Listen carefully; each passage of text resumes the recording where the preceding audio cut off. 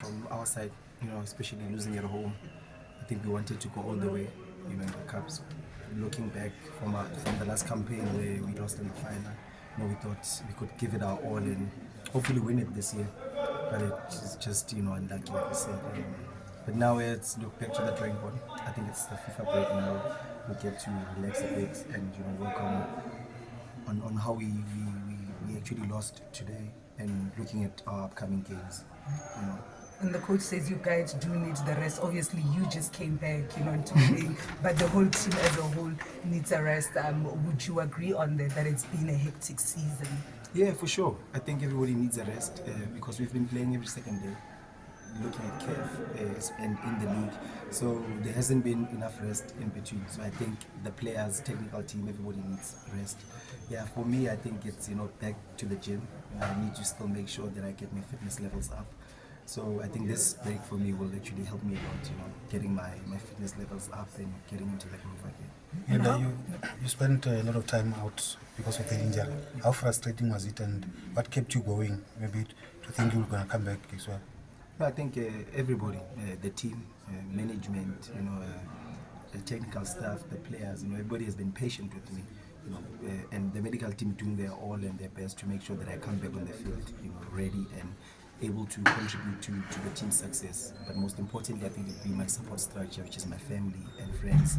Those are the people that make sure that I stay sane, that I stay focused on the goal, which is getting back on the field. So I think it's a huge congratulations to the people that I live with. My kids, coming back every day and looking at them, that was actually something that kept me going. One thing that I would say is my son, not so long ago, he had started playing football and he follows football so much. So I'd imagine the talks he would get in the streets, because every time he'd come back, he'd be like, Daddy, aren't you playing football anymore? So he does not understand, because he'd see me in the gym running on the treadmill and thinks I am ready to play. But obviously, maybe that being said, he felt maybe Daddy does not want to play football anymore. So that means so I knew that coming back, not only was I going to play for myself or for the team, but also for my boy, make sure that I make him happy again. So I'm happy to be back, and I know there's still a lot of work to be done, and I still need to work hard to get in, like I said, make sure that I be able to sustain the fitness levels and be able to play for 90 minutes. And contribution, like you're saying, you're getting goals, you are assisting, and you say you are not yet at that level that you want, but that must be encouraging that you are contributing immensely like that. Yeah, I don't think it all goes down to me as an individual, but together with the team.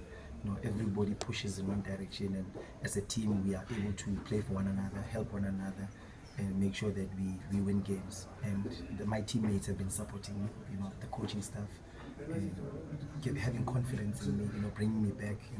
I think when I spoke to the medical team at times, they said, Norman, you need to play 30 minutes, 20 minutes until you get used to it. But the coaches, threw me in because we've been playing friendlies, and he felt that, I was ready to contribute, to the team's success. So I'm actually happy, and I don't think it all goes down to me, but together with my teammates and everybody that's associated with the team.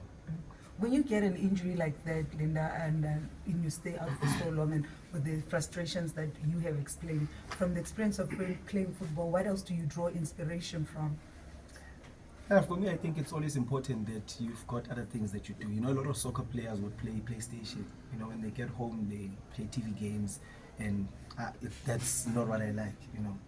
I think one escape for me was fashion. I got to do a lot of shoots. I got to be on the runway, at the Soweto Fashion Week. Mm-hmm. So maybe those were the things that, helped, ease down the frustration. Because, when you don't have anything to do except football, then it becomes tough. Again, spending time with family and friends, that also, keeps me going. And the friends that I have, one best friend of mine, who's keeps pushing me. Off the field, we work so hard now, and I would also like to also congratulate him, and just give him applause for pushing me, because he had a similar injury at Pirates, and ankle reconstruction. So he's the person that I would go to. Bro, I'm feeling pain. Do you think, is it a good thing or not? So he's one that kept me going, and I'm really grateful to have him in my life. The race for top 8, obviously, after the international break, everything packed there between number 2 and I think number 11 there. For Skukun, what will it take for you guys to break away from that pack to put a good fight for the final for top 8? That's one. We need to improve.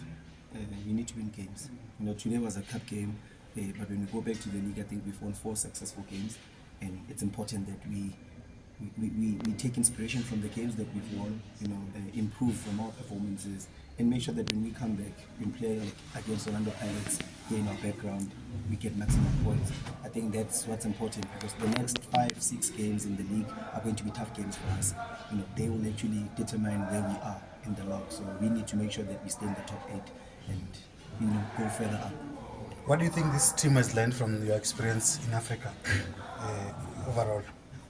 I think African football is quite tough. It's not only we play on the field, traveling, the food,